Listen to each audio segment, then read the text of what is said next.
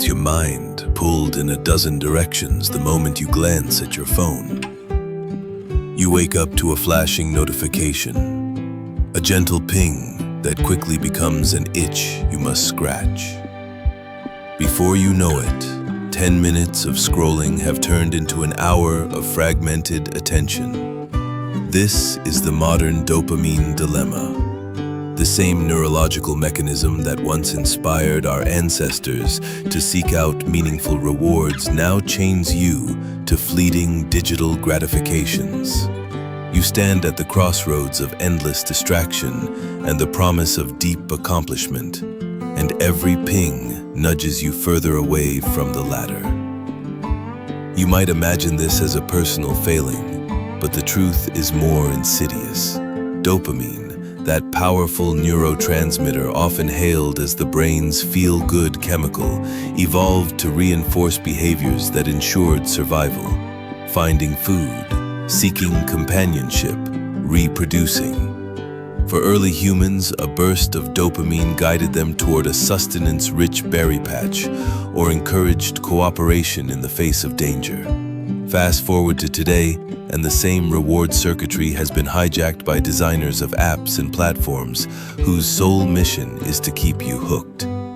A double tap on Instagram, a swipe right on a dating app, the next autoplay video on YouTube, all engineered to trigger dopamine surges and keep you coming back for more.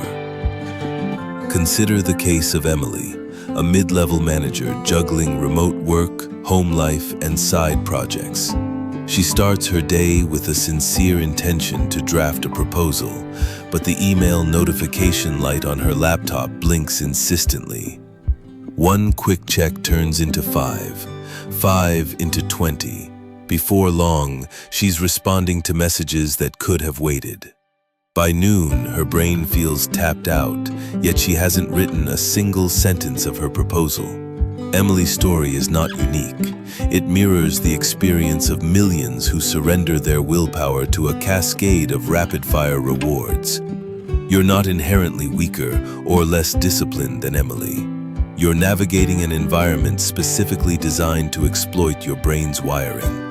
Social media platforms, news feeds, and gaming apps are essentially behavioral slot machines, each swipe or click a pull of the lever that might deliver a hit of validation, novelty, or amusement. And with every hit, your brain stamps that behavior as worthy of repetition. Soon, checking your phone becomes as automatic as breathing. You find yourself in a loop where intention dissolves into impulse. This dilemma grows heavier when you recognize that the brain's reward system favors immediacy over long-term gain. Psychological research dating back to the marshmallow experiments of the 1960s demonstrated that children who could delay gratification, resist eating one marshmallow now to receive two later, tended to perform better academically and socially. In essence, delaying a smaller reward for a larger one requires the very ability to override dopamine's pull toward instant pleasure. Fast forward half a century, and modern technology assaults that very skill. You click "Remind me later" on a calendar reminder, but then the app reminds you again 30 seconds later. Your attention fractures, and the strategic patience that might have led you to deep, focused work is eroded. If you've ever stared at a blank page or a daunting project and chosen the allure of your inbox instead, you felt dopamine's tug. You might think you're making a harmless detour. After all, what's wrong with checking the weather or catching up on headlines? But every diversion spikes dopamine, reinforces the habit loop, and lengthens the path back to the flow state, where true creativity and productivity reside. Soon, even the inertia of starting meaningful work seems more difficult than clicking one more link. Take the example of Nikola Tesla, whose fierce concentration allowed him to envision alternating current and so many electrical innovations, uninterrupted focus that today feels nearly mystical. Tesla's world didn't include smartphones or push notifications. He crafted experiments in candlelit labs that demanded hours, days, even weeks of unbroken attention. The dopamine hits in his era came from the vivid thrill of discovery, not the ephemeral buzz of a follower count. And while it's unfair to compare his environment to yours, his legacy underscores how profoundly distraction can dilute potential. Your environment further amplifies the modern dilemma. Open-plan offices, constant messaging apps, and browser tabs stacked one atop another create a relentless barrage of stimuli. Even a single unwanted ping can shatter concentration, sending reflexive dopamine signals that reward interruption. Before the concept of deep work became a management buzzword, most people operated in flow without conscious design, focused on meaningful tasks because distractions were physically distant and less tempting. Now, focus requires a fortress of self-discipline and a strategic overhaul of your surroundings. Here's the uncomfortable truth. If you don't consciously detox from dopamine's overdrive, you'll never reclaim your capacity for sustained effort. Unchecked, this cycle leads to burnout, reduced output, and the nagging sense that despite endless busyness, you're never getting closer to your true goals. You start countless projects, abandon them midstream, and wonder why meaningful progress eludes you. The root cause isn't a lack of ambition, it's an overstimulated brain that can no longer discern between urgent pings and genuine priorities. You stand on the threshold of choice. On one side lies a familiar path of quick hits and shallow engagement, an unending scroll that anesthetizes your drive. On the other rests the promise of deep work, a realm where focus nurtures innovation, mastery, and satisfaction. To step toward that promise, you must first acknowledge how deeply dopamine's hijack runs in your daily routines. Only then can you chart a course toward intentional breaks in stimulation. The first step in a detox, designed to refresh your neurological wiring for profound concentration. Main idea. The modern dopamine dilemma hijacks your brain's reward system with instant digital gratifications, undermining your capacity for meaningful, sustained focus. And recognizing this hijack is the essential first step toward regaining control over your attention. Have you ever paused mid-task to marvel at how a simple compliment or the promise of a reward can ignite a spark of motivation within you? That spark comes from dopamine, the neurotransmitter that lights up your brain's reward circuitry whenever you anticipate or receive something pleasurable. But dopamine is more than just a fleeting surge of happiness. It's the engine that drives habit formation and sustained effort when properly harnessed. Understanding how dopamine operates in your neural pathways is essential if you want to transform your work habits and cultivate deep, focused states on demand. Imagine Pavlov's dogs in those classical experiments where a bell became a signal for dinner. Over time, the mere sound of the bell triggered salivation before any food appeared. In your brain, cues, like the sight of an unopened notebook or the blink of an email notification, can function much like Pavlov's bell. They prime your dopamine system, telling your neurons, "Get ready for something rewarding." When you sit down to write, your brain learns to associate the clean page with potential satisfaction. The dopamine surge when you craft a compelling sentence or solve a stubborn problem. But that association only forms when your brain perceives the reward as worth the effort. Consider the story of Marie Curie, who devoted countless hours in a makeshift laboratory to isolate radium. Her pursuit of discovery wasn't driven by the instantaneous pleasures of modern life. Instead, Curie's dopamine system was calibrated by smaller wins, seeing tiny radioactive traces glow for the first time, figuring out a chemical separation technique, or reading validation from her scientific peers. Each breakthrough, though incremental, released dopamine and reinforced the habits of meticulous experimentation. Curie didn't need the ping of a phone or the like of a social media post. She had structured milestones that kept her reward system engaged and her motivation steady. In contrast, picture your typical workday. A barrage of notifications offers intermittent dopamine spikes that are immediate but shallow. Your brain releases a hit of dopamine when you see a new message, but the gratification evaporates within seconds, prompting another check. This cycle creates a habit loop where your attention flits from task to task, never allowing you to build momentum. To break free, you need to rewire those loops so that deeper, more meaningful accomplishments become the source of your dopamine hits. How does this rewiring happen? It starts with identifying the cues that trigger your old, shallow loops and replacing them with new cues tied to genuine progress. Suppose you're writing a report. Instead of opening your email client first thing in the morning, cue reward, inbox 0. You might set a timer for a 25-minute writing sprint. Cue reward, a check mark on your task list.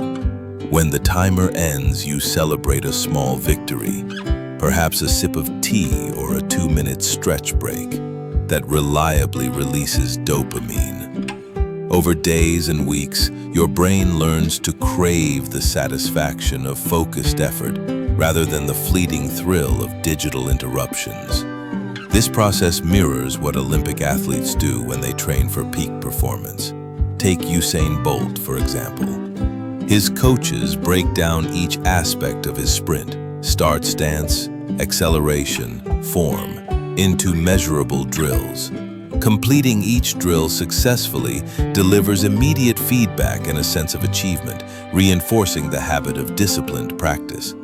Bolt's dopamine system becomes attuned to the gratification of incremental mastery rather than random, unpredictable rewards.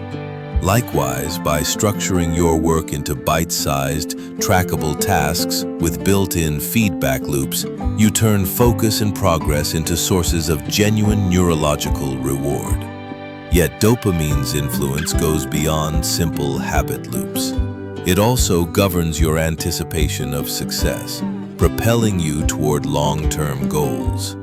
When you set a clear objective, say, finishing a chapter of a book by week's end, your brain begins to release dopamine in anticipation of that achievement.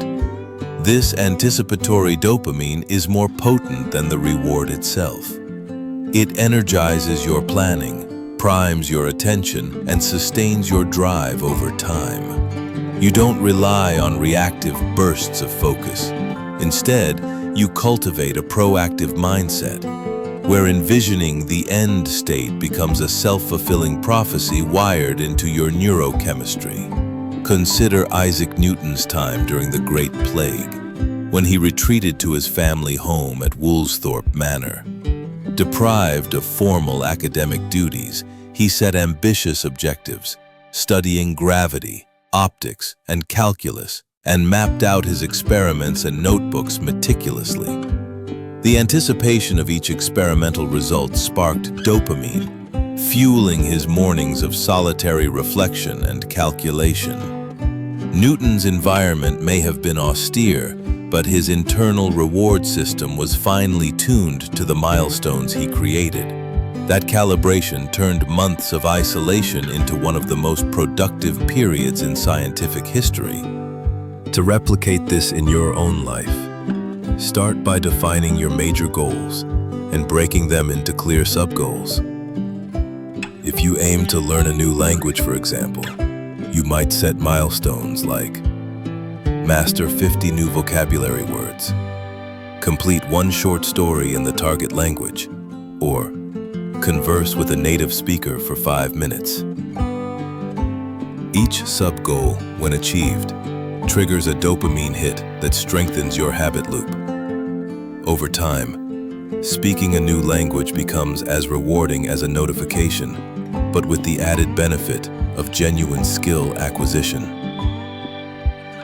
Equally important is managing the delay between action and reward.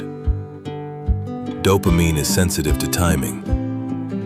Rewards that arrive immediately reinforce behavior far more effectively than delayed ones. That's why the brain prefers snappy feedback. If your reward system has been conditioned by milliseconds, getting a dopamine boost after days or weeks can feel unsatisfying. To bridge this gap, design mini rewards that follow your key actions promptly. Celebrate every chapter draft with a 5-minute walk, every completed problem set with a healthy snack, or every uninterrupted work block with a brief social call. These micro-celebrations ensure your dopamine system stays engaged, guiding you to favor deep work over superficial distractions. However, beware of over-rewarding trivial tasks. If you treat every minor checkbox with an elaborate celebration, you dilute dopamine's power to reinforce only the most meaningful behaviors. Like a currency, dopamine has value. Spend it wisely. Reserve the richer rewards for substantial wins, a productive brainstorming session, the completion of a project phase, or the synthesis of a complex idea. This calibrated approach maintains dopamine's potency, ensuring you remain driven to pursue deep, challenging work, rather than chasing hollow thrills. Finally, remember that dopamine's role isn't static. It adapts to your changing behaviors. When you consistently reward deep focus and habit-forming actions, your brain increases dopamine receptor sensitivity in the relevant neural pathways. You'll find yourself feeling restless when pulled away from focused work, craving the next flow session with the same urgency you once felt chasing social media likes. This is the ultimate goal, to have your brain wired to seek depth, creativity, and mastery, rather than distraction. Main idea: by understanding dopamine's dual role in motivation and habit formation, and by deliberately structuring cues, actions, and timely rewards, you can rewire your brain to crave deep, focused work instead of shallow digital gratifications. Have you ever found yourself halfway through a task only to be yanked away by the insistent buzz of your phone? That sudden interruption feels innocuous at first. A brief glance at a notification banner, a split-second curiosity about an email preview. But in that instant, your brain shifts gears, ejecting you from deep focus and relegating your original task to the back burner. This is the digital distraction trap. Screens and notifications wield remarkable power to fracture your attention, spawning a cascade of context switches that erode productivity and mental clarity. You settle in to write an important report, tapping out the first few paragraphs with a sense of momentum. Then, a pop-up appears. You have a new message. You pause, unwillingly enticed.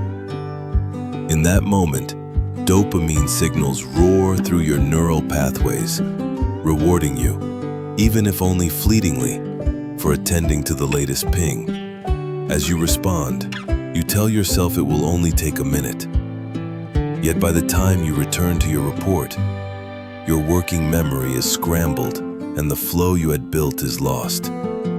It can take 20 minutes or more to regain that state of immersion, meaning a single notification can cost you a half hour of productive time. Consider the case of Min, a graduate student buried in thesis research. He schedules a 4-hour writing block each morning, determined to make progress on a challenging literature review. But his phone buzzes every 5 to 10 minutes with news alerts, group chat messages, social media updates. Each buzz demands his attention, pulling him out of his writing process.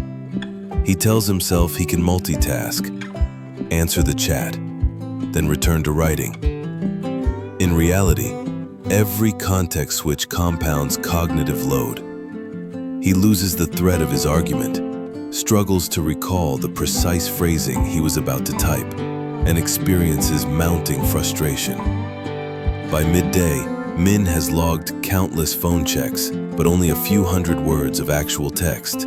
This trap operates on a simple neurological mechanism. Modern devices are engineered to hijack dopamine's reward pathways. Every notification is a potential hit, an unpredictable reward that conditions you to check your phone compulsively. Social media platforms, email clients, and messaging apps thrive on this unpredictability. Unlike predictable rewards, which your brain can anticipate and moderate, variable ratio reinforcement schedules, like slot machines, are the most addictive. You never know when the next message, like, or news headline will arrive, so you check incessantly. That compulsive checking erodes the very cognitive scaffolding you need for deep work. Notifications aren't the only culprits. Browser tabs, too, serve as portals to endless distractions. You open a tab to look up a reference for your research paper, but then your bookmarks bar catches your eye. Your favorite news site, a link to a recipe you've been meaning to try, a video recommended by the platform's algorithm. Suddenly, you're juggling multiple tabs, each vying for attention. Your brain toggles between tasks, but true multitasking is a myth.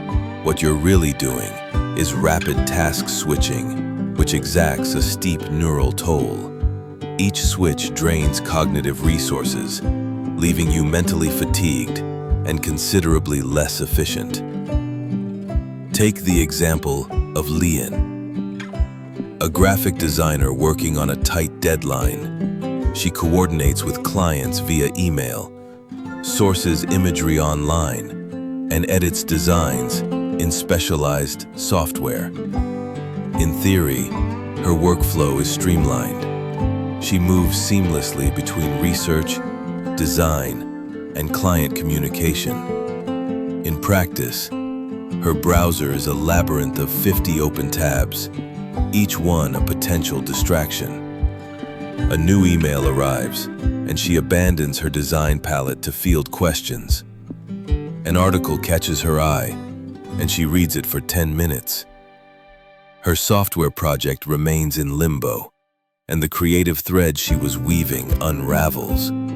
By the end of the day, Lian has put in a full workday, but her deliverables are incomplete and her creativity depleted. The fragmentation of attention also undermines memory consolidation. When your working memory is divided among multiple stimuli, the brain's ability to encode information into long-term memory diminishes. That means the ideas you generate during brief moments of focus are seldom retained. They fade before you can elaborate on them.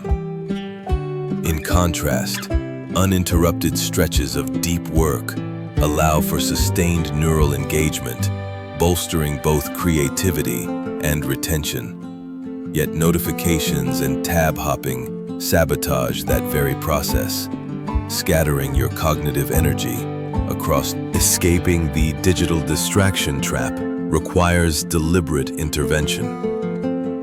First, identify the primary sources of interruption. Is it messaging apps, social media, email, news alerts, or perhaps the allure of unrelated browser tabs? Once identified, implement strategies to neutralize them. You might turn off non-essential notifications using Do Not Disturb modes or application-specific settings. Scheduling dedicated email checking windows, say once every 2 hours, can prevent your inbox from dictating your workflow. Similarly, browser extensions can block distracting sites during work sessions, ensuring that only work-related tabs are accessible. But technical fixes alone aren't enough. You must also recondition your brain's response to digital stimuli. Suppose you choose a time block from 9 a.m. to 11 a.m. for uninterrupted work and enable focus mode on your device. When a notification arrives during that block, resist the urge to check immediately. Note it mentally and defer all digital engagement until the block ends. Afterward, in your scheduled break, you can process pending notifications. By repeatedly delaying gratification, you weaken the habit loop that ties distractions to dopamine spikes. Over days and weeks, your brain will relearn that deep focus yields more meaningful rewards than a fleeting ping. Consider how elite musicians practice. A concert pianist doesn't allow herself to glance at her phone while rehearsing a complex concerto. She structures practice sessions with start and end times, focused solely on the music. When tempted by distractions, she acknowledges the urge and gently redirects attention back to the keys. Her dopamine system becomes attuned to the satisfaction of mastering passages rather than the instant gratification of digital interaction. As a result, she achieves peak performance through disciplined immersion. You too can cultivate a mental environment that prizes sustained engagement over external interruptions. Another tactic is to harness context-specific cues that promote focus. For instance, you might designate a particular room or desk as your deep work zone, free of phones and unrelated materials. Or perhaps you play a specific instrumental soundtrack whenever you enter a writing session. These cues prime your brain for concentration. Your neural circuitry begins to associate the environment or soundtrack with a state of immersion. Soon, simply sitting down in that space or activating that music triggers the cognitive readiness needed for deep work, making distractions less alluring. Yet, perfection isn't the goal. Strategic, imperfect adherence can yield significant gains. You don't have to eliminate every notification forever, just those that most aggressively fracture your attention during focus blocks. Set clear boundaries. Work blocks with 0 interruptions, followed by reward windows, where you freely engage with digital media. This structured toggling between focus and leisure creates a rhythm that respects both your cognitive limits and your need for connection. Over time, you'll find that the impulses from mindless scrolling wane, replaced by anticipation for your next deep work session.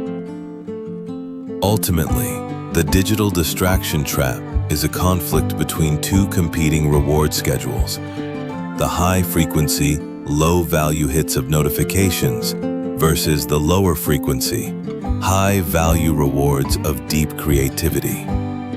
By recognizing how your devices exploit dopamine's unpredictability, you empower yourself to reclaim the reins of attention. You shift from reactive to proactive control, structuring your digital environment to serve your deepest ambitions rather than undermine them. Main idea: screens and notifications exploit variable ratio dopamine reinforcement, fracturing focus through constant interruptions. But by identifying and neutralizing these distractions with technical and behavioral strategies, you can restore uninterrupted attention and reclaim deep work. Have you ever noticed how the world seems to blur around you when you're fully immersed in a single task? Your mind narrows, Hours slip away unnoticed, and you emerge with progress that feels almost effortless. This phenomenon isn't magic. It's the science of deep work, a state of cognitive immersion where your brain operates at peak efficiency, forging new neural connections and amplifying creativity. Understanding the neurophysiology behind deep work empowers you to engineer your days for maximum productive output rather than leaving focus to chance. Deep work leverages two key cognitive systems, the focused attention network and the default mode network. The focused attention network is like a spotlight beam, concentrating your mental resources on a single target, whether writing code, crafting an argument, or analyzing data. In contrast, the default mode network is the brain's idle chatter, where mind-wandering, daydreaming, and introspection occur. Normally, these networks toggle back and forth, drift into distraction, and the default mode distracts you. Snap back to task and the focus network re-engages. Deep work arises when you sustain activation of the focused attention network for extended periods, pushing the default mode into the background. But how do you sustain that state? Research in cognitive neuroscience reveals that the brain requires a buffer against external and internal interruptions. When you divide your attention between tasks, you fragment that buffer, forcing frequent network shifts that deplete glucose and neurotransmitter stores. In contrast, uninterrupted focus allows your prefrontal cortex, the command center for planning, decision-making, and working memory, to build momentum, resulting in what psychologist Mihai Csikszentmihalyi termed flow. Flow is the sweet spot where challenge and skill align, producing both high performance and intrinsic enjoyment. Consider Alan Turing working on the Enigma cipher. Locked away in Bletchley Park's HUD 8, he spent hours, sometimes entire days, deeply engaged in cracking encoded messages. His work required holding complex logical patterns in mind, iteratively testing hypotheses, and refining mathematical models. Interruptions would not only have cost valuable time, but shattered the fragile cognitive state needed to solve puzzles that saved countless lives. Turing's exceptional output underscores how deep work isn't simply beneficial. It can be world-changing when harnessed properly. Designing Glending, David, translating this into your daily practice, you must create deep work rituals. Begin by scheduling fixed duration work blocks, perhaps 90 minutes each morning, during which you eliminate all potential distractions. Physically close your email client, mute your phone, and disable browser notifications. At the start of each block, set a clear intention. I will draft the introduction to the white paper, or I will solve the next set of equations. This specificity primes your prefrontal cortex, reducing the energy wasted on decision fatigue and allowing you to channel your cognitive resources directly into the task at hand. Deep working lost, countfully, a Hopi writer. In addition to rituals, leverage productive meditation.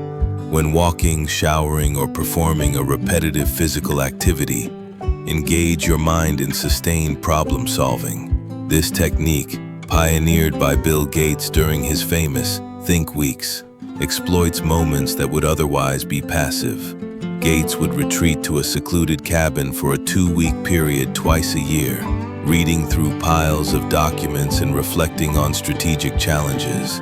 As he walked the grounds, he mentally wrestled with complex issues, emerging from each day with clearer insights.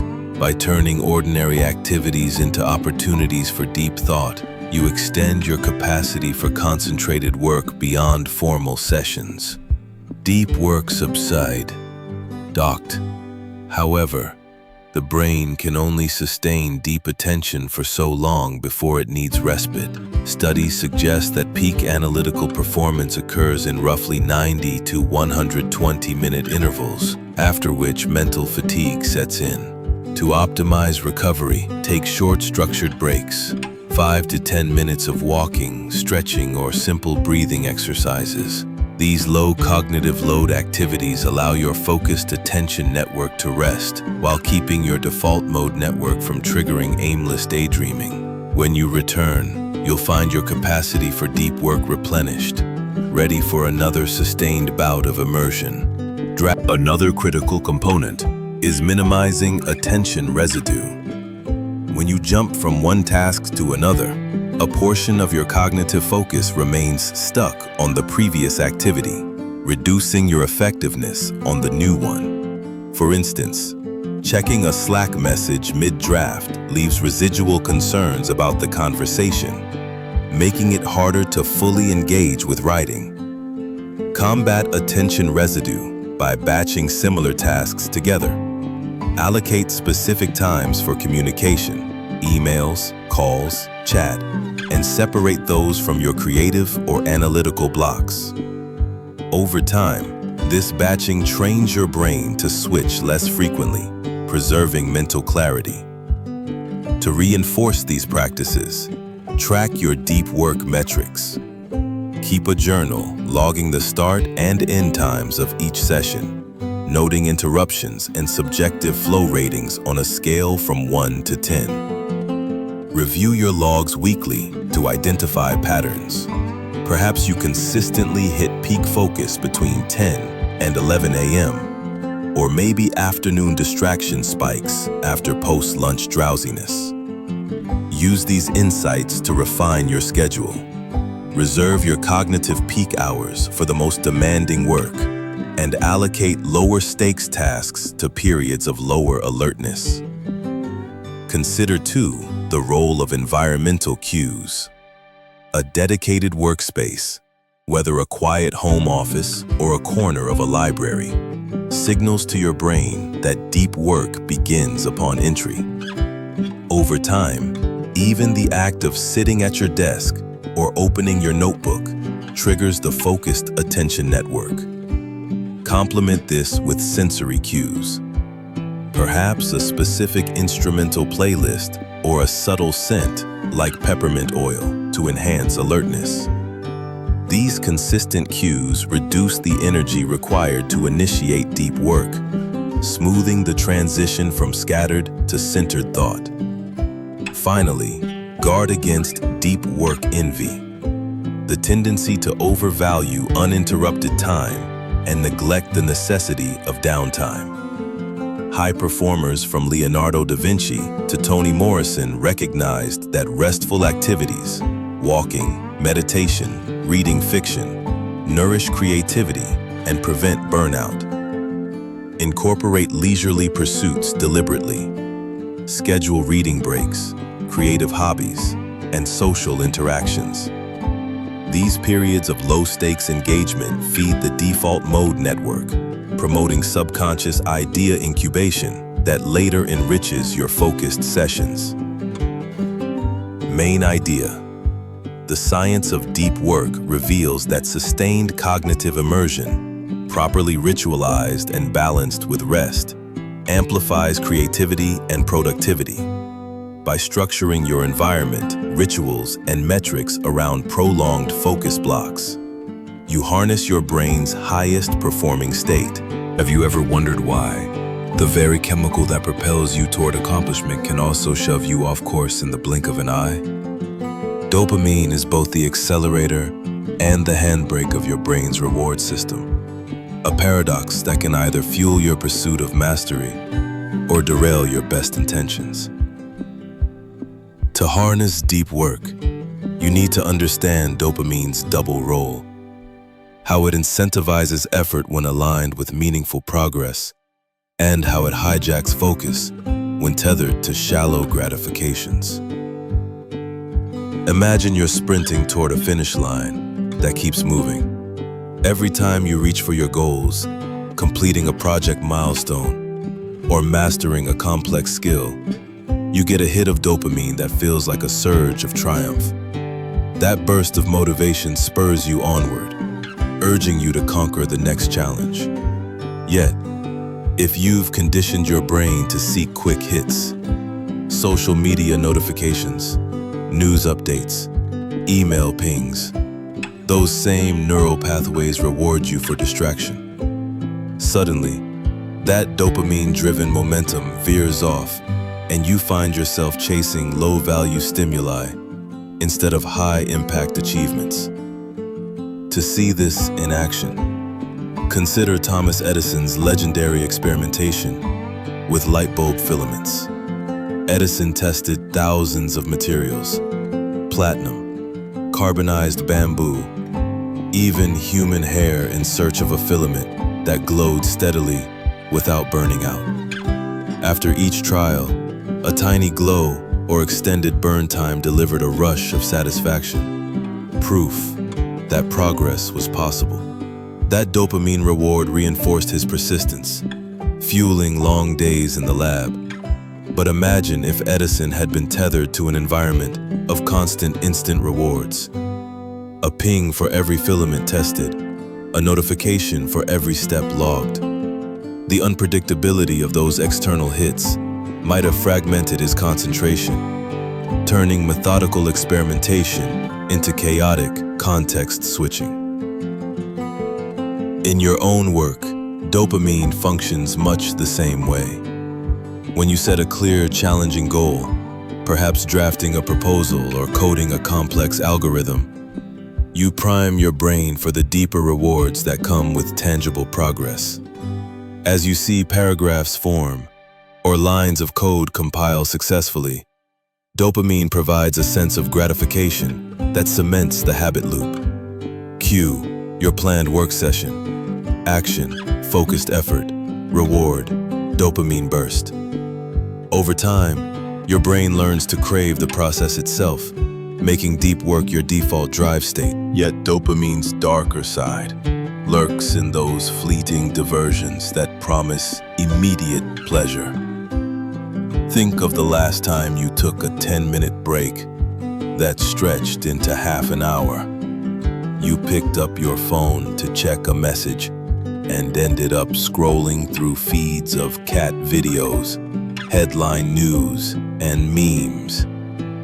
Each unexpected laugh, shock, or intrigue triggered a mini dopamine spike, reinforcing the behavior and making it tougher to return to the original task. That's because dopamine responds most vigorously to unpredictability, the variable ratio reinforcement schedule that slot machines exploit and your apps replicate. You never know when the next hit will arrive, so you compulsively check, effectively training your brain to prioritize distraction over dedication. Consider, too, the modern professional who relies on email as a primary communication tool. Every incoming message carries the promise of a response, feedback, or opportunity. You might tell yourself you'll check mail only at scheduled intervals. Yet when that notification icon blinks red, your prefrontal cortex lights up with anticipation. You click open your inbox, and the dopamine rush confirms your action, even if the content is trivial. Returning to your work requires overcoming that spike-induced inertia, costing you precious momentum. Over days, these micro-interruptions accumulate, gradually conditioning your brain to equate checking email with reward and deep work with delayed gratification, and your brain will always choose the path of least resistance. But dopamine's double role isn't an immutable law. You can recalibrate your reward system to favor depth over diversion. Start by auditing your current reinforcement loops. Keep a simple log. Note every time you yield to a quick reward. Social media, news alerts, chat notifications, and estimate how long it diverted your focus. You'll likely discover patterns. Maybe after a specific task type, you gravitate towards social browsing, or perhaps certain times of day trigger more frequent breaks. Awareness is the first step toward change. Next, replace shallow reinforcements with deeper ones. If you're working on a design project, don't treat every trivial edit as a cue to celebrate. Instead, reserve your dopamine currency for substantive wins, completing a prototype, resolving a design dilemma, or receiving constructive feedback from a peer. When you hit one of these milestones, take a genuine moment to savor it. A deep breath, a stretch, or jotting down your success in a journal. By consciously differentiating between minor tweaks and major breakthroughs, you teach your brain that only significant progress warrants a reward. Another powerful technique is reward bundling, pairing an action you should do with an action you want to do. Suppose you love listening to your favorite podcast, but struggle to maintain focus during writing sessions. Make a rule. You only listen to that podcast while you're in a deep work block. Suddenly, the anticipation of hearing a new episode becomes the lure that pulls you into sustained concentration.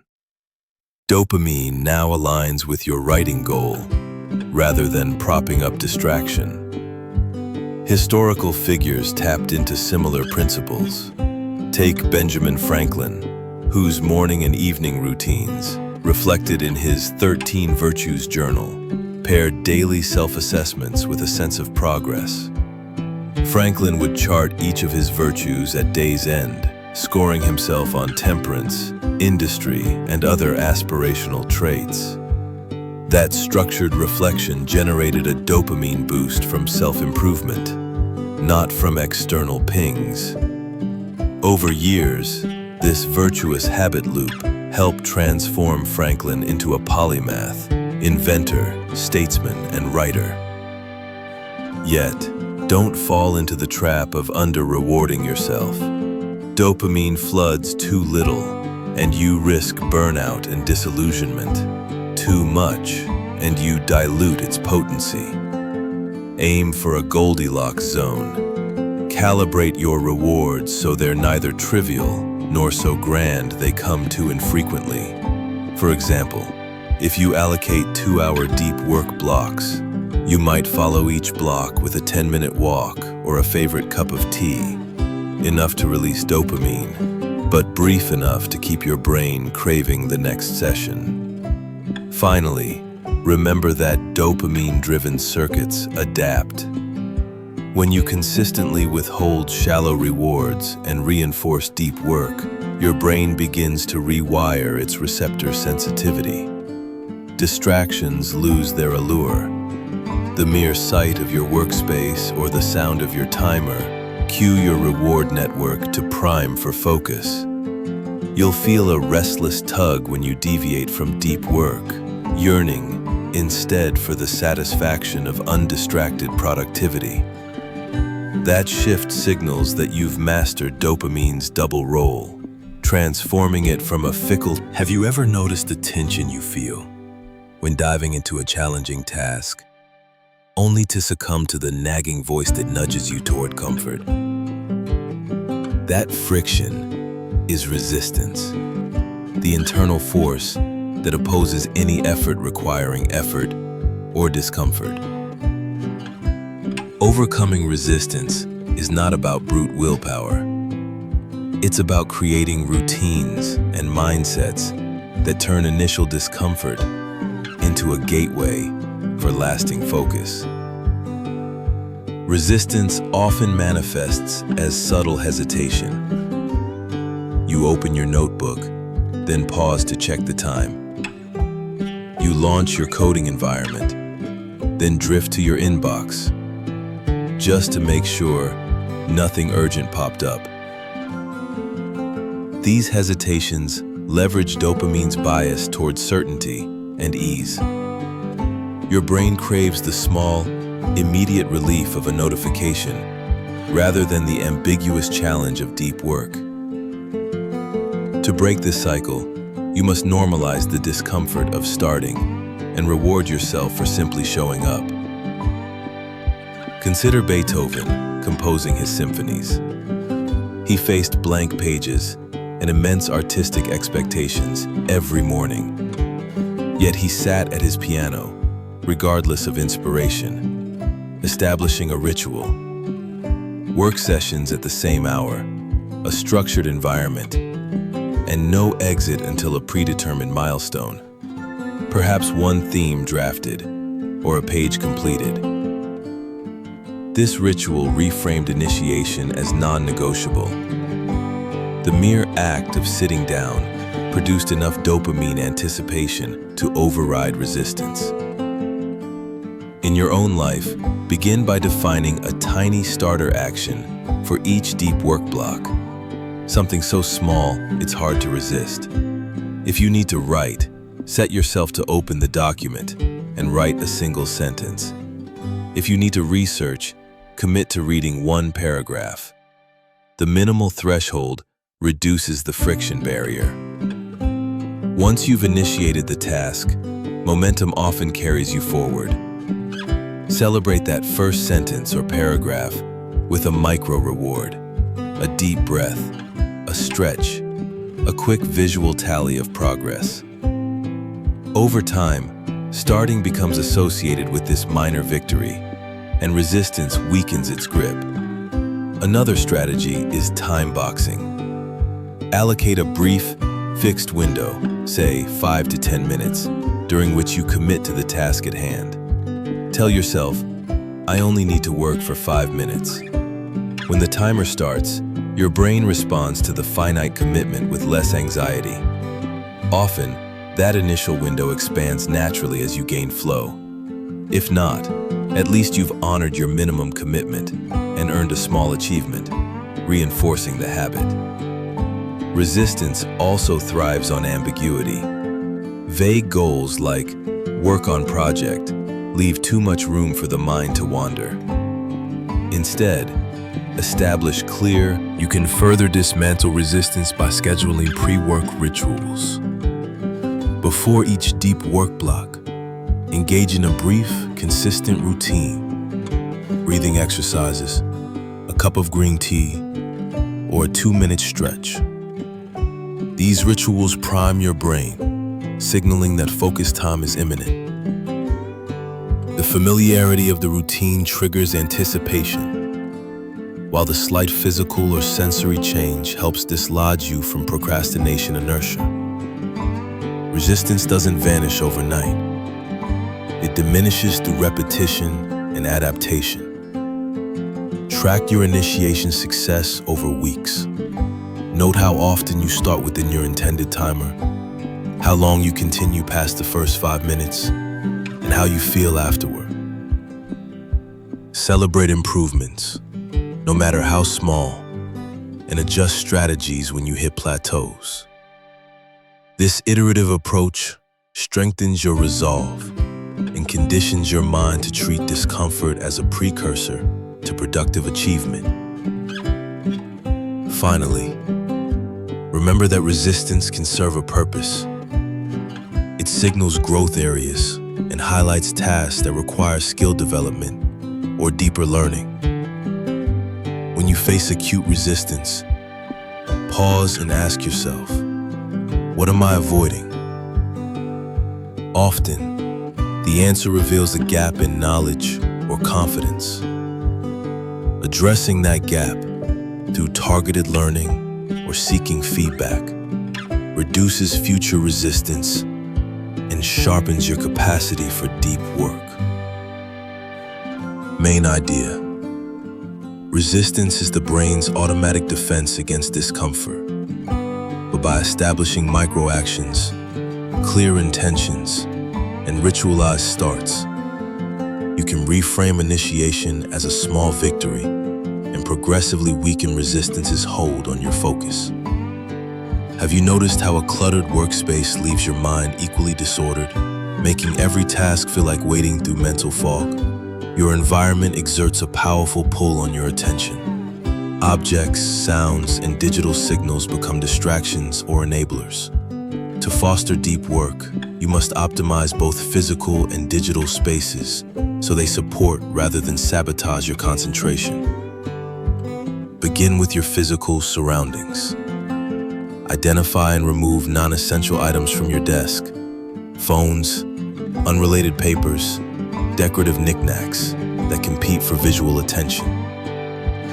Keep only the tools required for the current task: a notebook, a writing instrument, your primary device. When you sit down, your field of vision aligns solely with the work at hand, minimizing the neural noise that fragments focus. Next, consider lighting and ergonomics. Soft, indirect lighting reduces eye strain, allowing your attention network to remain engaged without fatigue. A comfortable chair and proper desk height prevent physical discomfort from triggering unnecessary movement, which can cascade into cognitive interruption. Digital environment optimization is equally critical. Begin by decluttering your desktop. Group work-related files into well-labeled folders. Archive or delete outdated documents and minimize visible icons. Use full screen mode for your primary task application, blocking out other open windows. Browser sessions should be bite-sized. Open only essential tabs and disable browser notifications. Extensions like site blockers can enforce access restrictions during focus blocks, preventing impulsive visits to distracting sites. Consider also the role of auditory cues. Silence can be deafening and distracting in its own way. Gentle ambient soundscapes or instrumental tracks at a moderate volume offer a steady backdrop that masks disruptive noises without capturing your attention. Alternatively, noise-canceling headphones can eliminate environmental interruptions, conversations, keyboard clatter, or street sounds, and signal to both you and those around you that you're in a committed work state. For collaborative work, establish clear focus hours with teammates. Communicate your deep work windows and ask colleagues to route non-urgent messages to later time slots. Tools like status indicators in communication platforms, e.g. do not disturb or focusing, formalize boundaries. Over time, your team learns to respect these cues, reducing unsolicited interruptions. Physical and digital deep work zones act as triggers for your brain. When you enter a clean, organized space or activate a distraction-free app configuration, your neural pathways ready themselves for concentration. To reinforce this, maintain consistency. Keep your workspace set up largely unchanged for each deep work block, and follow the same pre-work rituals. A brief stretch, launching a specific playlist. Consistency strengthens the association between environment and mind state. Remember that environmental optimization is an ongoing process. Periodically audit your space. What items or digital habits have crept back in? What noises disrupt your flow? Gathering feedback from your own focus logs can reveal persistent environmental obstacles. Address these iteratively, refining your setup to increasingly favor immersion. Main idea: by decluttering and ergonomically tuning your physical workspace and streamlining your digital environment with focused tabs, noise control, and team boundaries, you create reliable, deep work zones that prime your brain for sustained concentration. Have you ever pushed through mental fatigue only to feel your thoughts blur and your focus slip away, even though the task still beckons? That draining sensation is a sign that your cognitive endurance has reached its limit. Your brain's capacity for sustained attention and problem solving has waned.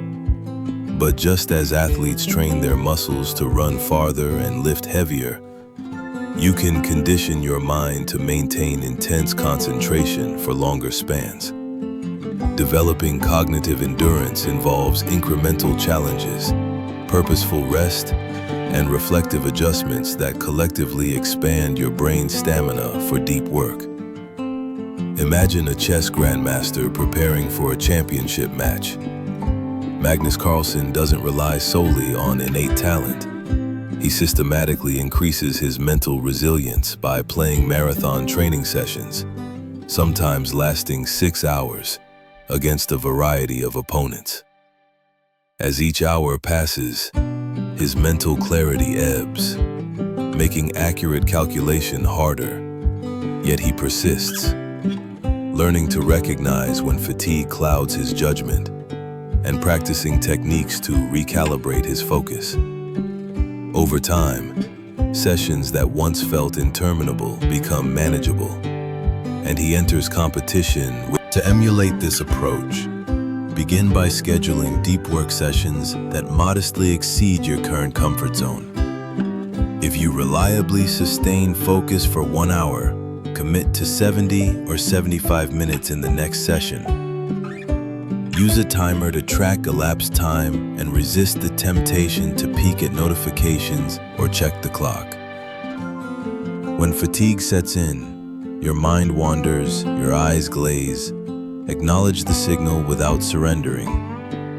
Employ micro-break techniques. Close your eyes for a few breaths, stretch your neck, or shake out your hands. These brief interventions reset your neurochemistry without fully extracting you from your task flow. Reflect on how Olympic long-distance runners endure physical discomfort. They don't sprint at the start, they pace themselves, distributing energy reserves across the course. Similarly, cognitive pacing means you allocate mental resources judiciously. In the early phase of your deep work block, tackle the most challenging aspects of your task: complex analysis, creative synthesis, or intricate design. As time progresses and strain accumulates, shift to less demanding but still meaningful work, such as organizing notes, refining existing content, or setting up your next session structure. This graduated intensity preserves your mental energy and extends overall session duration. Consider the method used by top authors who draft entire manuscripts in a month. They commit to writing 1,000 words daily, regardless of inspiration. On days when words flow easily, they push ahead. On slower days, they might pause after 200 words, then force themselves to add incremental progress until they hit the daily target. This disciplined rhythm builds tolerance for sustained creative effort. You too can apply a daily endurance target. Define a minimum workload, pages read, problem solved, code written, and honor it before concluding your session. Over weeks, the accumulating sessions amplify your brain's adaptive capacity, making extended focus feel more natural. A second pillar of cognitive endurance is strategic rest. Just as athletes cycle between intense training and recovery days, your brain benefits from alternating focused work with restorative activities. Incorporate hourly breaks of 5 to 10 minutes, engaging in low cognitive load actions like walking, light stretching, or mindfulness breathing. These pauses replenish glucose levels in the prefrontal cortex and allow neural networks to consolidate learning. Avoid replacing breaks with shallow digital distractions. Opt instead for tactile or sensory experiences that don't trigger dopamine loops tied to fragmentation. Intermittent active recovery further enhances endurance. Instead of passive rest, engage in tasks that require minimal but present attention. Organizing a physical workspace, brewing tea, or sketching unrelated doodles. These activities maintain a gentle level of engagement, preventing your mind from plunging into unstructured daydreaming, which can leave you groggy when you return. to deep work. Active recovery primes your cognitive networks for re-entry into concentration, much like a cool-down jog maintains muscle readiness after a sprint. The third strategy is progressive complexity. Cognitive endurance grows stronger when you gradually increase the difficulty of your tasks. If you're learning a new programming language, start with simple exercises and then tackle more intricate projects. Building small utilities, then full applications. Each elevated challenge pushes your problem-solving circuits further, conditioning them to handle stress. Track your performance. Note how long it takes to debug a function or refactor a code block and observe improvements over successive sessions. This data-driven approach ensures you're neither under-challenging, leading to boredom, nor overwhelming your system, leading to burnout. You can also leverage social accountability to boost your mental stamina. Partner with a colleague or friend who shares similar deep work goals and commit to simultaneous focus sessions, perhaps 2 hours each morning. Use video calls or shared timers to synchronize starts and finishes. As the session progresses, periodic check-ins, even silent status updates, reinforce mutual commitment. The awareness that someone else is also pushing through mental fatigue can provide the extra willpower to persist beyond what you'd manage alone. Environmental consistency supports endurance too. Your brain learns to anticipate the demands of deep work when set against familiar backdrops. Maintain consistent cues, same desk, identical pre-session rituals, consistent lighting, to reduce the cognitive load of initiation. When every session begins with a predictable sequence, your mind bypasses decision fatigue and moves more swiftly into sustained concentration. This predictability preserves mental resources for actual work rather than rehearsal. Finally, maintain a reflective practice to fine-tune your endurance training. After each deep work session, journal briefly about when your focus began to wane, which mitigation strategies succeeded, and what environmental factors helped or hindered you. Over time, patterns emerge. Perhaps you consistently dip after 50 minutes unless you stretch at 45, or you endure longer in the afternoon when you hydrate beforehand. Use these insights to adapt your session lengths, break schedules, and preparatory routines. This iterative refinement turns each session into main idea. By incrementally extending focus blocks, pacing cognitive intensity, integrating strategic active recovery, and refining routines through reflection, you systematically condition your brain to sustain immersion, thereby expanding your capacity for prolonged deep work. Have you ever looked up at the clock, only to realize that hours have slipped away in a haze of low-value tasks?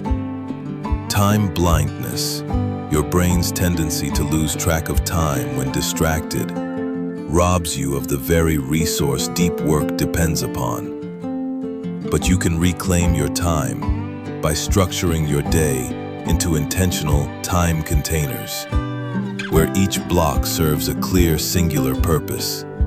This practice not only protects your focus, but transforms your schedule into a disciplined framework that aligns actions with priorities.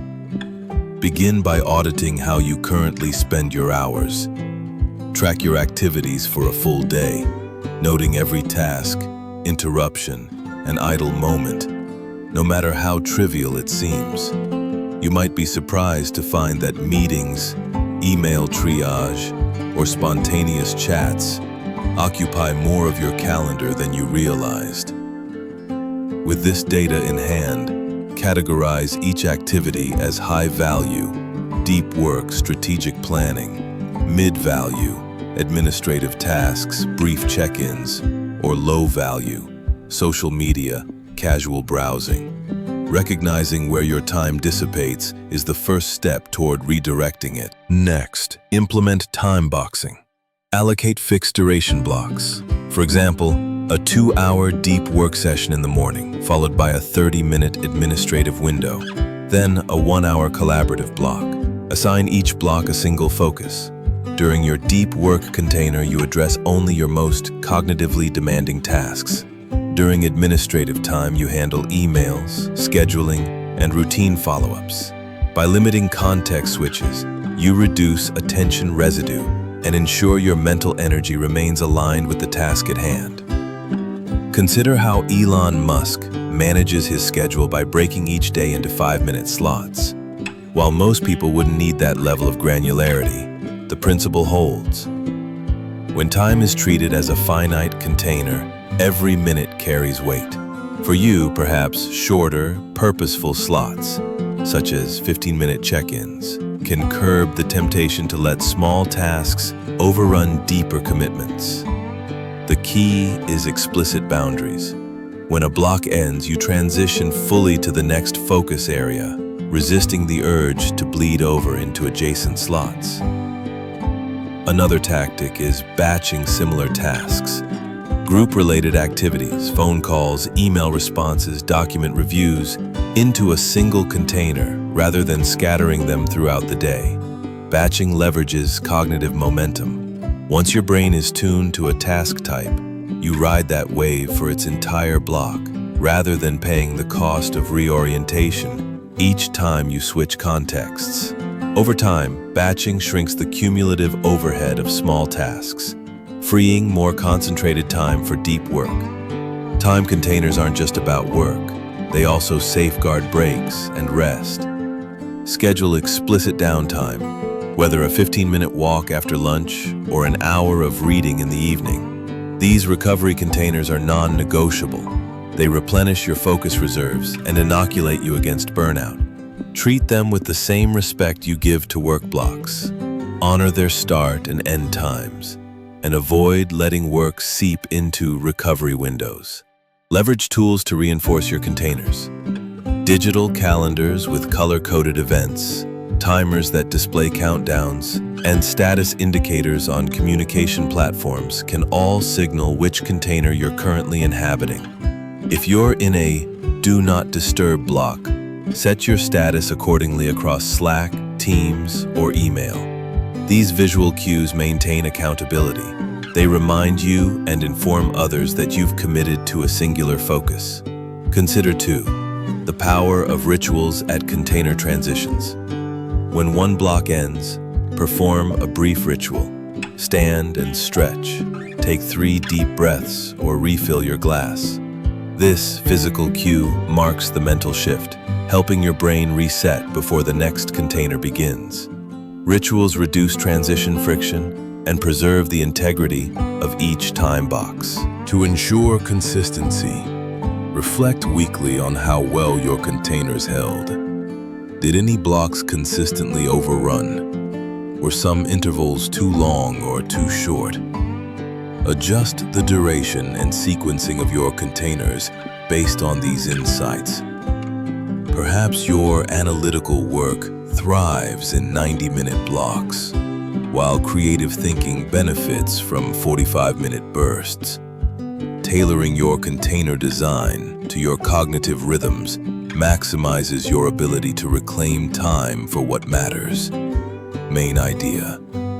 By auditing time use, deploying time boxing and task batching, and treating both work and rest as sacrosanct containers, with supportive tools and transition rituals, you counteract time blindness and securely reclaim your hours for deep, meaningful work. Have you ever found yourself dreading the disciplined grind of focused work, yet secretly yearning for the deep satisfaction that comes when you conquer a complex challenge? That tension reveals dopamine's ultimate potential, transforming rigorous discipline into a genuine craving for focused achievement. By deliberately rewiring your reward system, you can shift from pushing through tasks out of obligation to actively craving the flow of deep work itself. where each session becomes an experience you anticipate as much as you once anticipated a social media notification. Imagine you love the idea of mastering a musical instrument, but dread the daily practice routine.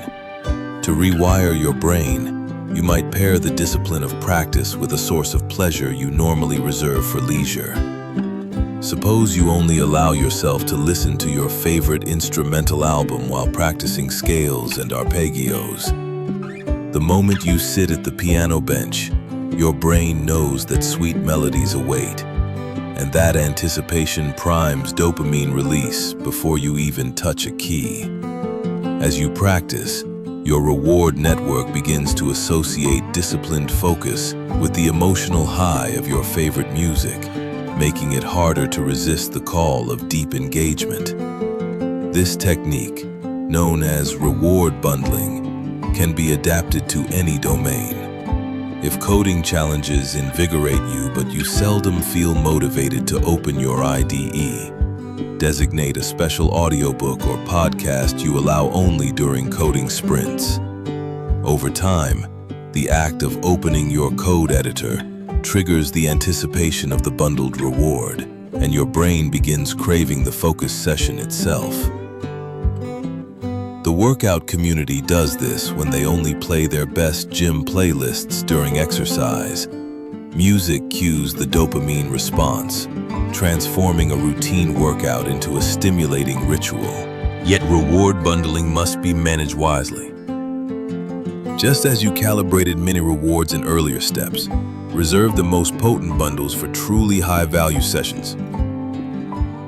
If you allow every trivial work window to be accompanied by a favorite sitcom episode, you risk diluting the association. Instead, save premium bundles, like that audiophile playlist or special tea blend, for your most demanding deep work blocks.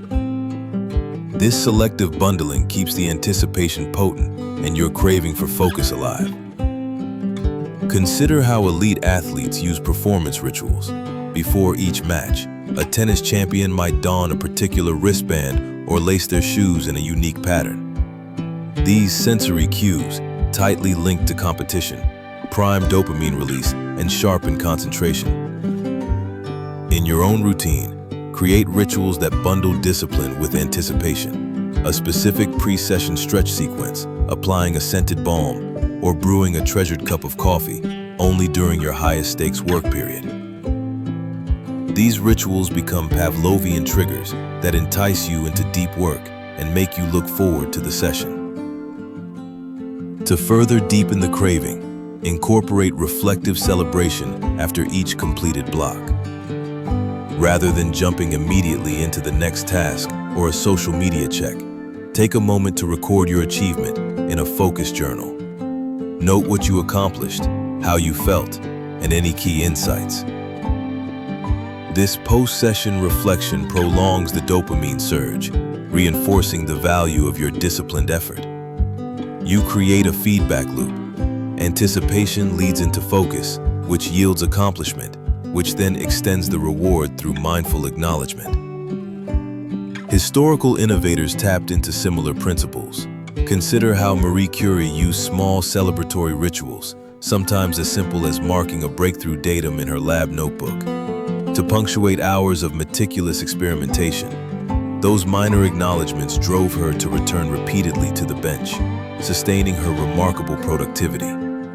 You too can mirror this by embedding brief but meaningful celebrations, stretching, jotting a star beside a completed section, or sending yourself a congratulatory message whenever you hit a significant milestone. Over time, your brain will begin to crave the high-value rewards of progress rather than the instant but hollow hits of digital distractions.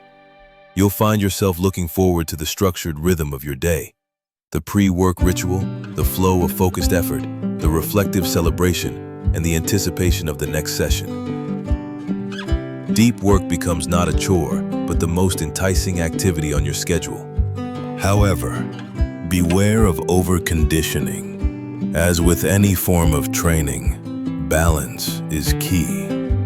Don't overwhelm your dopamine system with too many bundles or celebrations. Maintain the Goldilocks zone where rewards are neither so trivial they lose impact, nor so rare they feel unreachable. Periodically audit your bundling strategy. If you notice waning excitement for your sessions, adjust the bundle. Perhaps introduce a new podcast, switch your tea variety, or tweak your ritual to refresh anticipation. Finally, integrate social accountability to magnify your craving. Share your deep work milestones with a peer or mentor and invite them to celebrate your progress. A congratulatory note from someone you respect amplifies dopamine's effect, reinforcing both discipline and desire. Over time, the social element becomes another layer of reward, binding you more tightly to your deep work practice. Main idea: by strategically bundling disciplined work sessions with potent, meaningful rewards and reinforcing them through reflective celebration and social accountability, you rewire your dopamine system to crave the deep work experience itself, transforming discipline into desire. Have you ever felt your mind cluttered with half-formed ideas, to-do lists scribbled on random scraps, and anxieties that distract you from the task at hand? That mental clutter acts like static on a radio station, drowning out the clear signal of your purpose.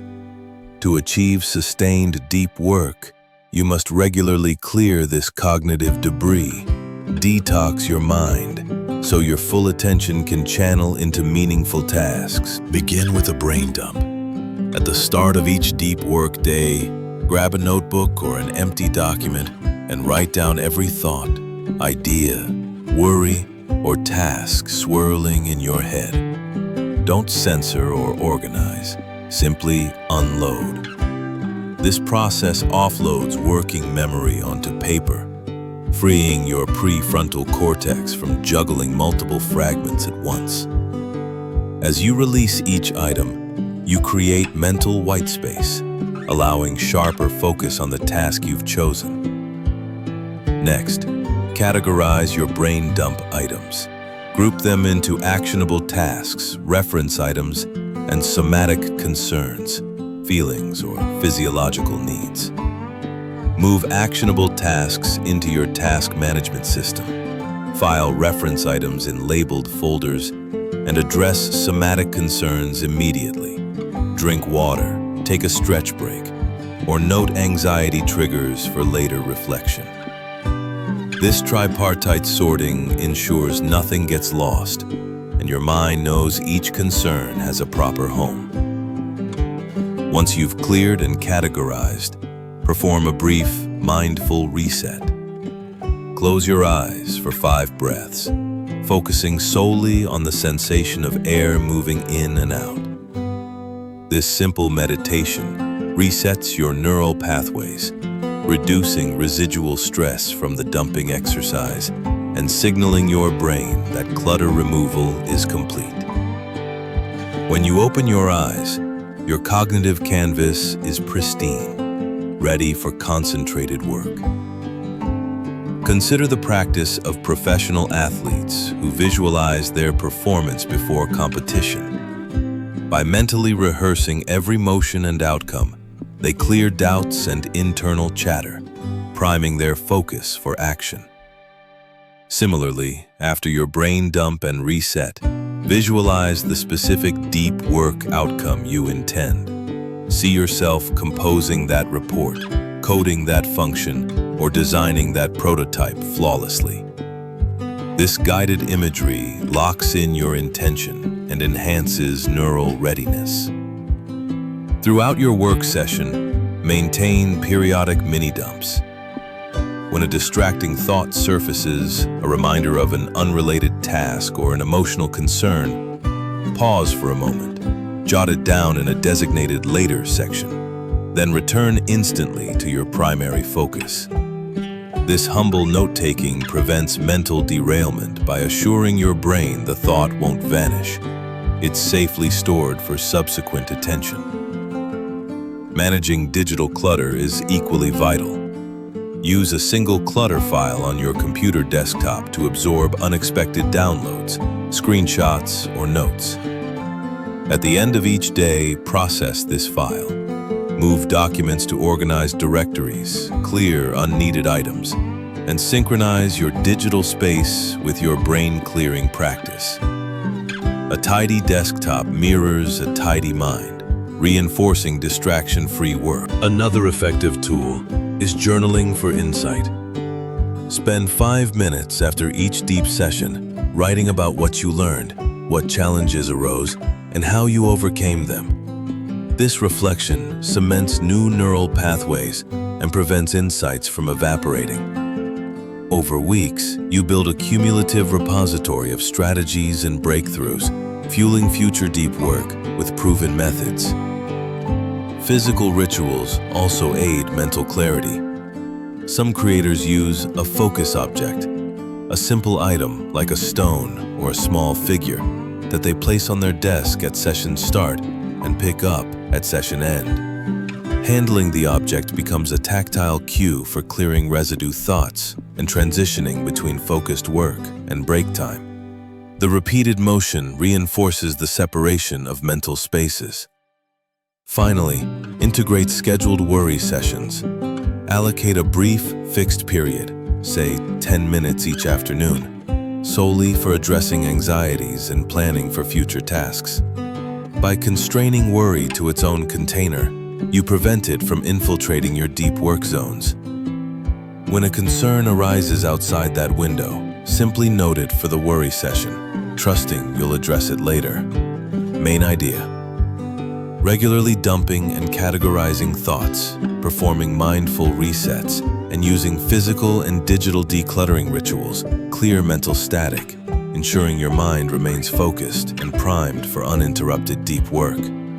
Have you ever watched the mind wander when you pause during a deep session, only to realize that moments of boredom and rest can paradoxically spark your brightest ideas?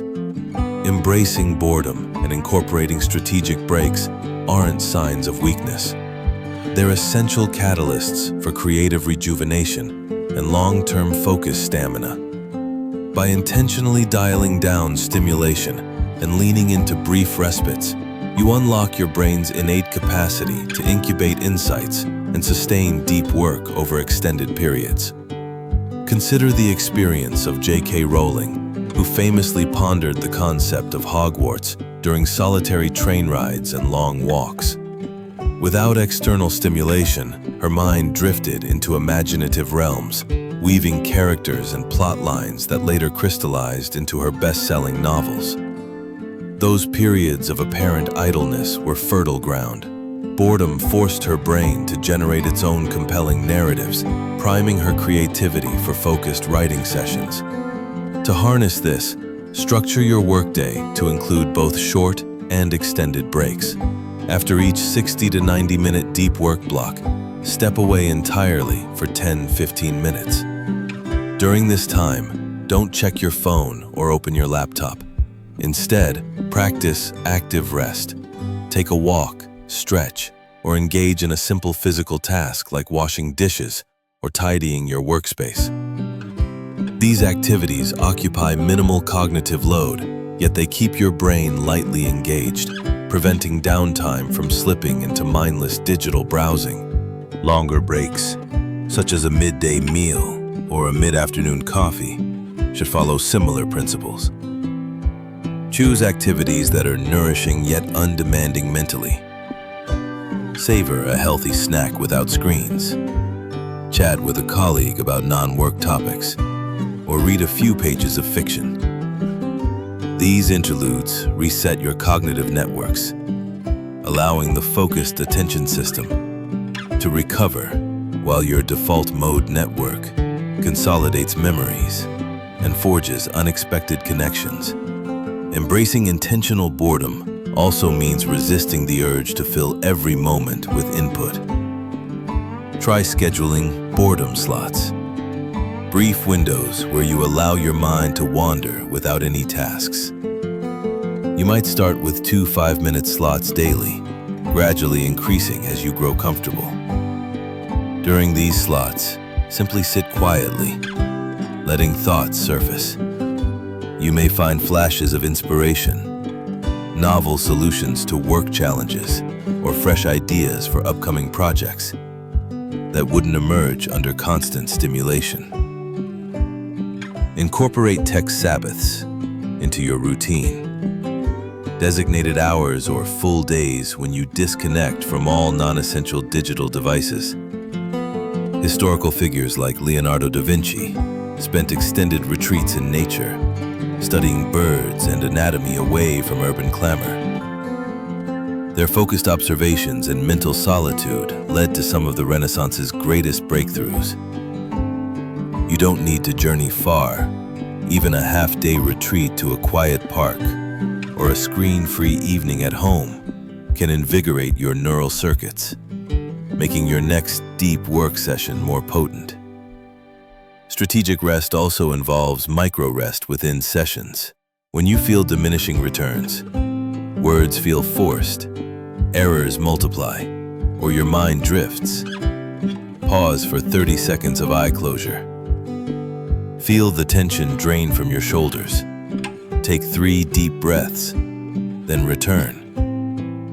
These micro-rests interrupt fatigue accumulation without breaking the flow, similar to how athletes use brief recovery pauses to extend high-intensity intervals.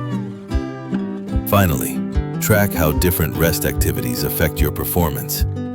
After each break, note your subjective focus level on a simple scale of 1 to 10. Over time, patterns emerge.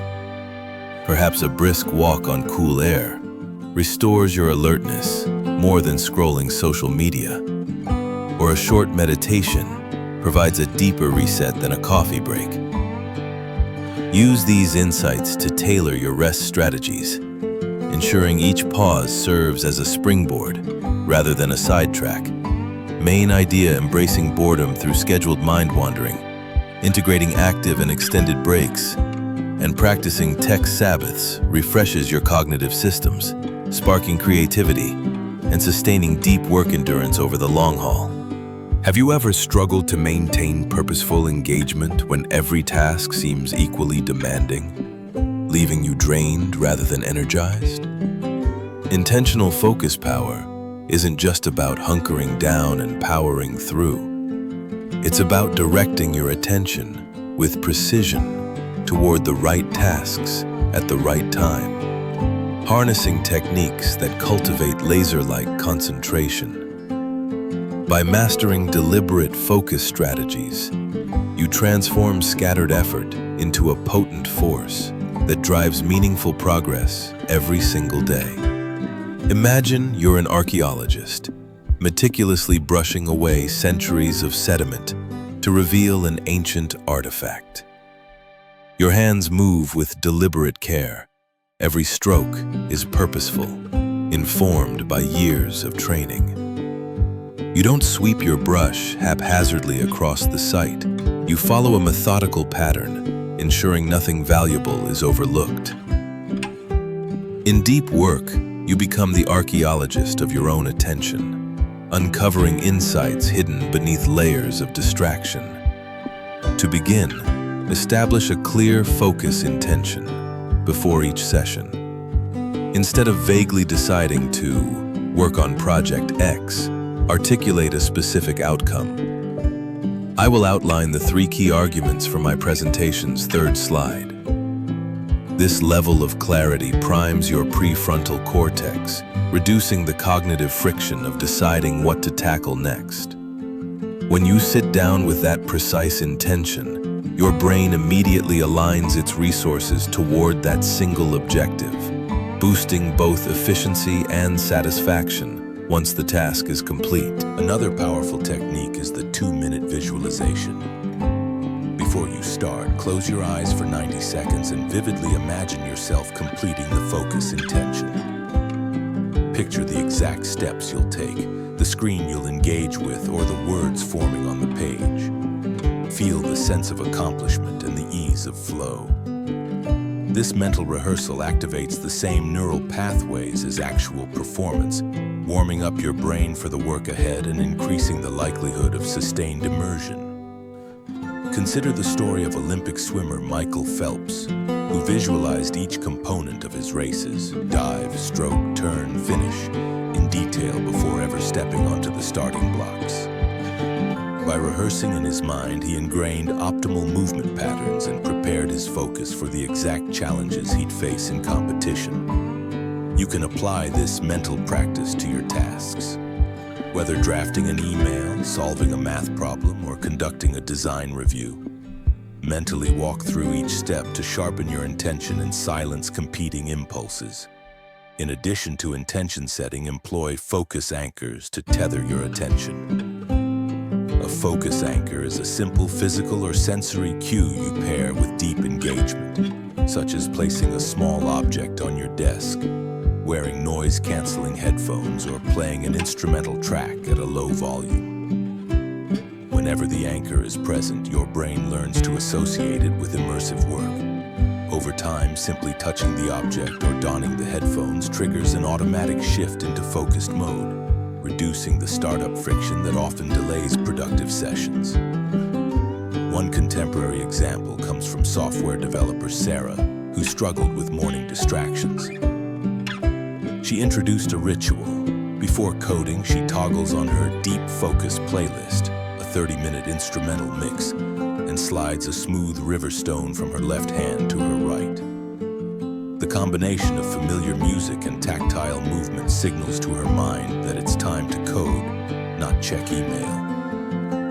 Within weeks, Sarah's brain began to crave the stone and playlist ritual, and she found herself entering flow states more quickly and sustaining them longer.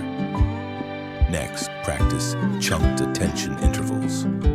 Rather than attempting an open-ended deep dive, divide your work into manageable intervals, perhaps 40 minutes each, dedicated solely to your focus intention. At the end of each interval, take a brief pause to note progress and reset. This segmentation respects your brain's natural attention span while reinforcing the muscle of sustained concentration. You'll discover that knowing there's a defined endpoint actually enhances endurance, as your mind commits securely to the task without anticipating indefinite toil. Of course, hyperfocus is not immune to creeping distractions. When your mind begins to drift, perhaps a stray thought about dinner plans or a nagging question about your inbox, employ the attention refocusing question. Ask yourself, does this thought directly help me achieve my stated focus intention right now? If the answer is no, mentally file it in a later category. Either jot it down quickly or promise to revisit it in your scheduled break. Then, with deliberate breath, retrain your attention back to the task at hand. By treating distractions as separate from your focus intention, you assert control over your cognitive bandwidth. Consider the practice of concert pianists learning a new concerto.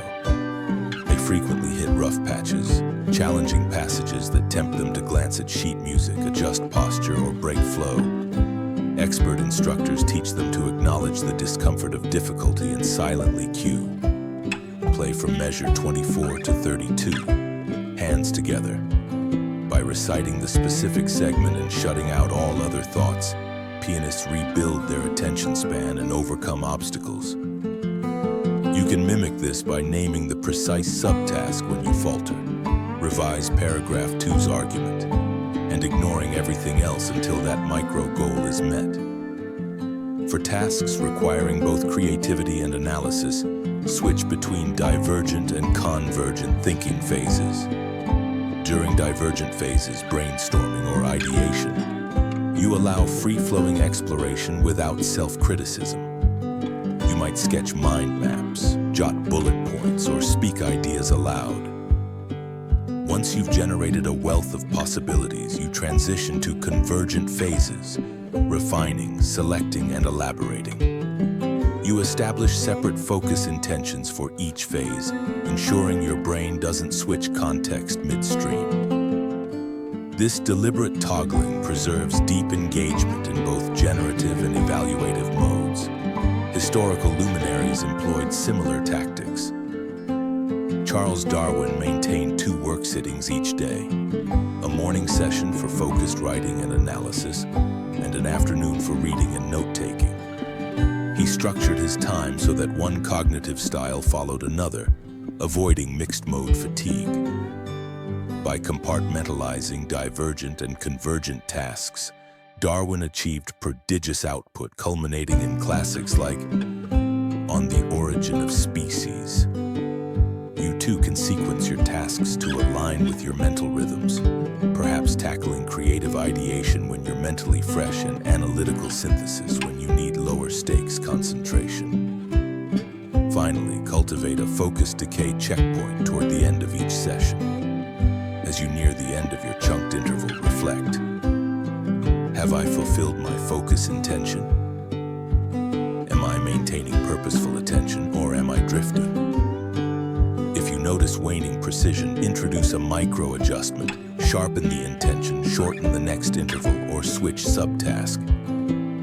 By regularly auditing your focus quality, you prevent unintentional mind wandering from seeping into your work, ensuring each minute of your session remains powerfully directed. Main idea.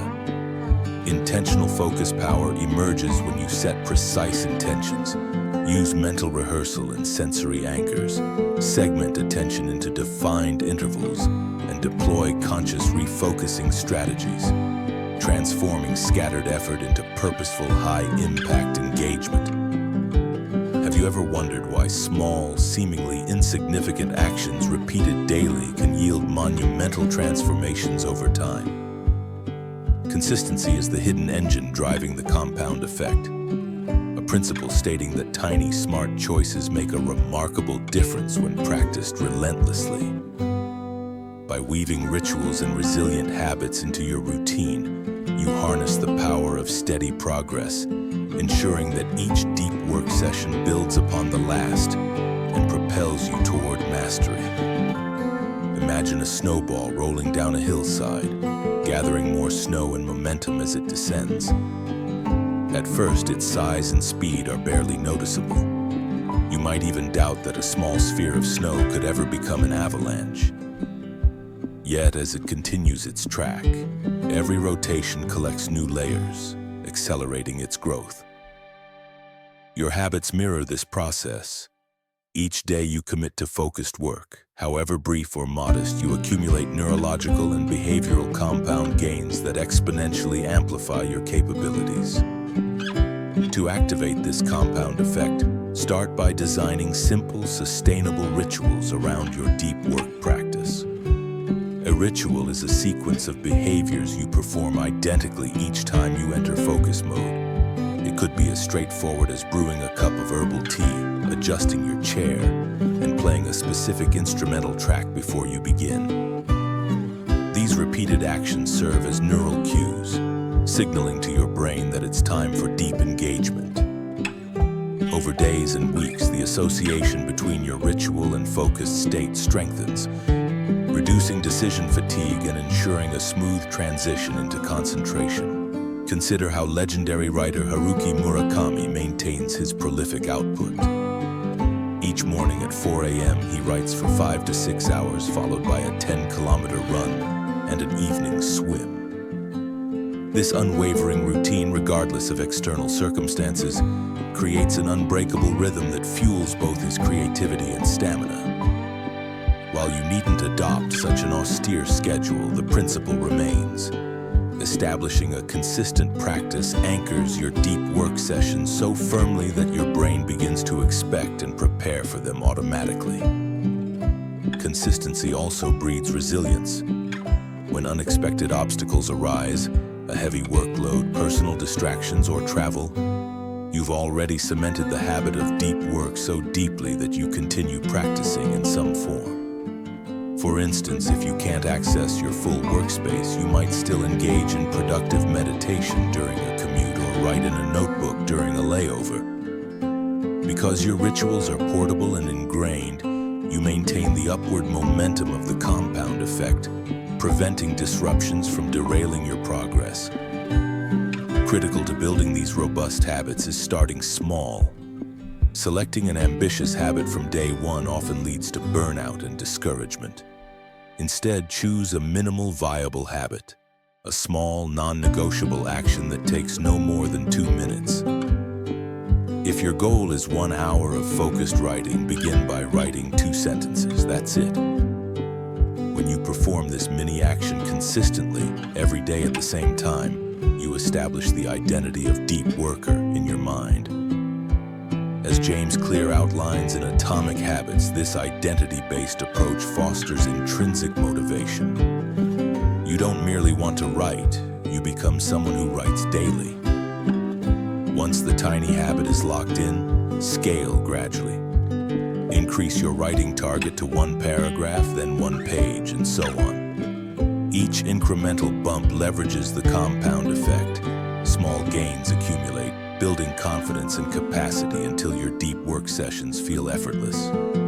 Importantly, the consistency of showing up matters more than the immediate volume of work.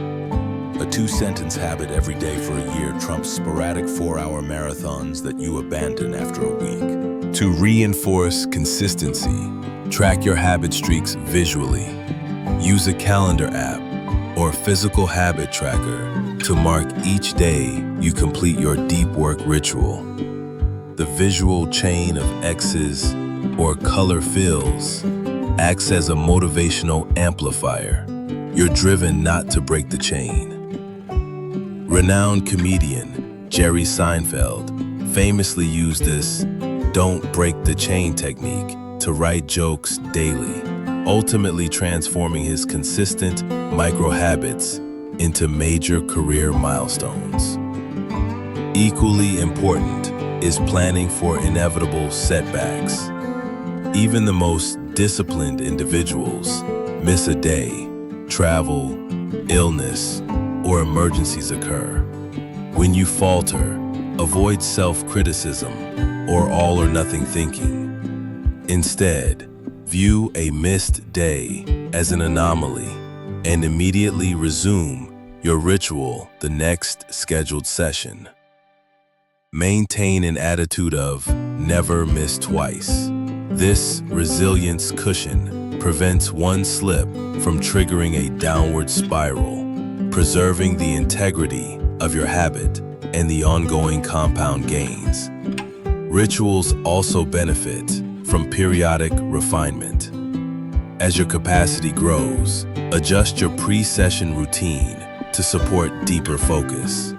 Perhaps incorporate a 2-minute breathing exercise, a quick journaling prompt to clarify your intention, or a dynamic stretch to energize your body. These refinements keep your rituals fresh and aligned with evolving goals. Just as a seasoned athlete tweaks their warm-up routine as they progress, you should iteratively optimize your deep work rituals to sustain peak performance. Leverage accountability partners to solidify consistency. Share your daily habit goals with a colleague or friend who checks in regularly, perhaps via a brief message when you start and finish each session. The social commitment adds an extra layer of adherence. You're less likely to skip a deep work block when you know someone else is watching and rooting for your compound progress.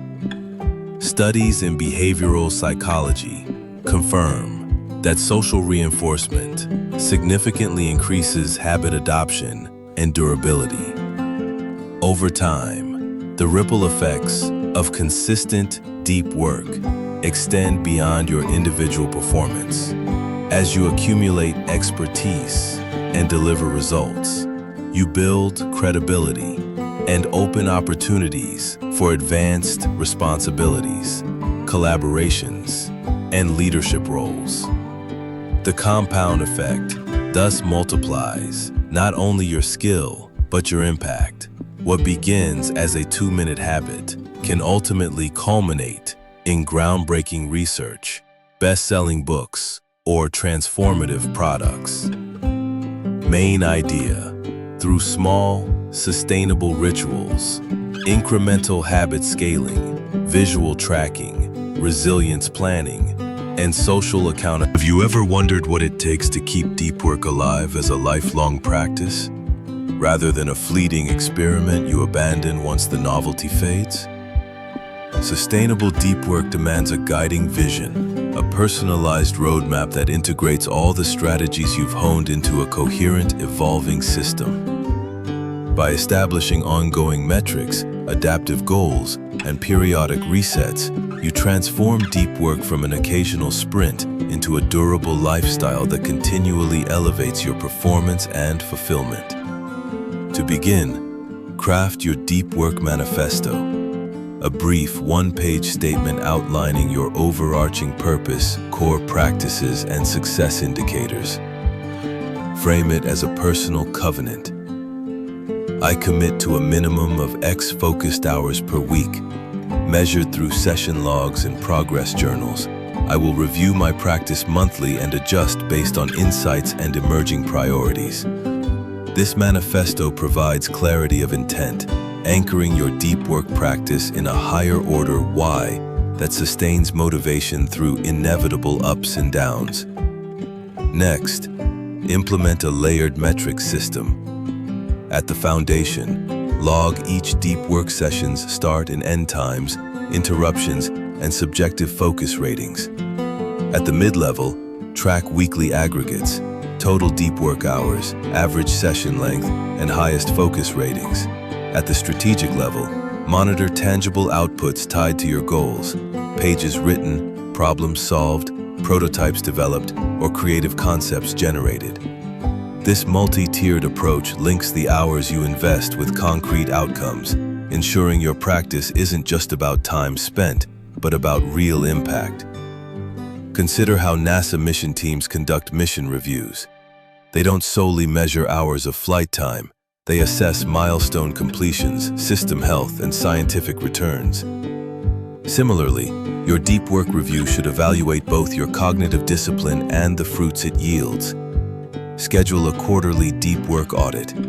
Revisit your deep work manifesto, examine your layered metrics, identify patterns, what practices led to peak performance, where did focus falter. Use these insights to recalibrate your goals, rituals, and environment.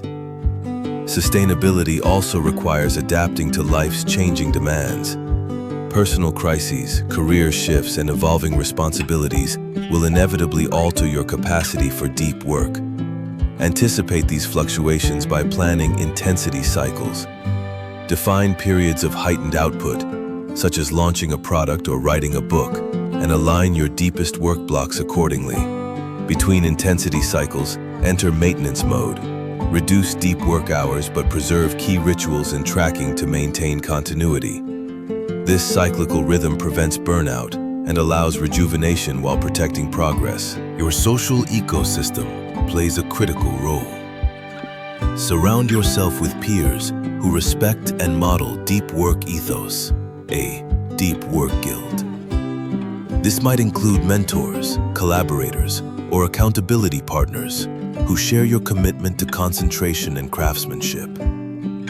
Convene quarterly check-ins where each member shares insights, challenges, and next cycle objectives. The collective wisdom and solidarity of the guild reinforce your practice, making deep work a shared, celebrated endeavor rather than a solitary struggle. To safeguard against complacency, schedule innovation sprints, short, time-boxed sessions dedicated to experimenting with new, deep work techniques. Perhaps you try a novel focus anchor, adjust session durations, or test different rest modalities.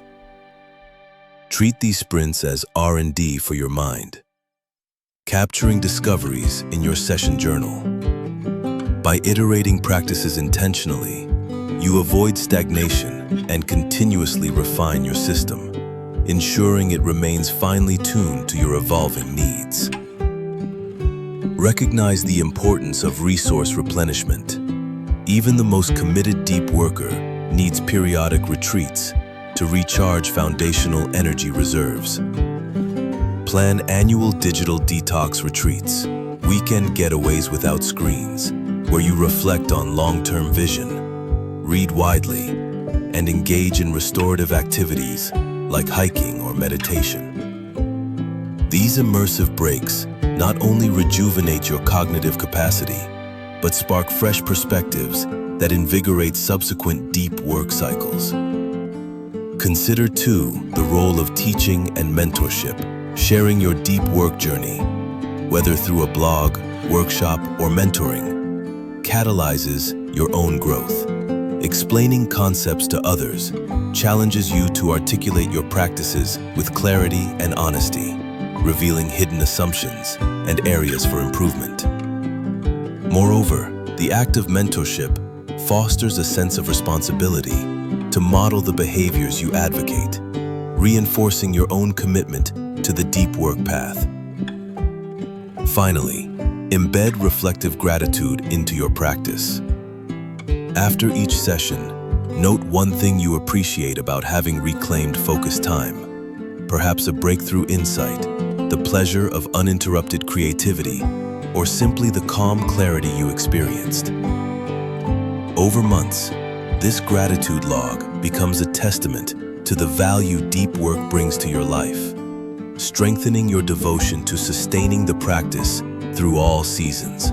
Main idea: building a sustainable deep work path requires a guiding manifesto, layered metrics, adaptive cycles, supportive peers, innovation sprints, restorative retreats, and gratitude rituals, all woven into an evolving system that endures life's changes and continually amplifies your capacity for meaningful focus. You embarked on this journey recognizing that modern life's relentless dopamine pings fracture your focus and dilute your potential. Through 14 sections, you deconstructed the forces at play, dopamine's dual nature, digital distraction schemes, and ingrained resistance, to lay the groundwork for transformation. You learned the neurophysiological underpinnings of deep work, crafted rituals to summon flow, and engineered environments to shield against interruption. You conditioned your mind for endurance, reclaimed your hours through time containers, and rewired your reward circuits to crave the rich satisfaction of meaningful progress. Your transformation is not a one-time leap. It's a strategic voyage marked by incremental gains and reflective adaptation. Section 15 delivered the blueprint for sustainability, a deep work manifesto that aligns daily practice with your deepest ambitions, layered metrics that tether hours to impact, and intensity cycles that balance peak output with essential maintenance. You discovered the power of a deep work guild to fortify your resolve, innovation sprints to keep your system cutting edge, and restorative retreats to rejuvenate foundational energy. By mentoring others and cultivating gratitude, you not only reinforce your own discipline, but enrich the broader community that shares your deep work ethos. Now equipped with a holistic system, you stand poised to make deep work your habitual state rather than an elusive ideal. The real test lies ahead, integrating these practices into the ebb and flow of your life, adapting as circumstances shift, and sustaining the compound gains that will accumulate into your lasting legacy. Imagine looking back months or years from now, seeing pages written, breakthroughs achieved, and the profound satisfaction of mastery. That vision isn't a distant dream, it's the inevitable outcome when you lock arms with dopamine as an ally and architect a lifestyle built around unbroken concentration. Your next step is simple yet powerful. Revisit your deep work manifesto.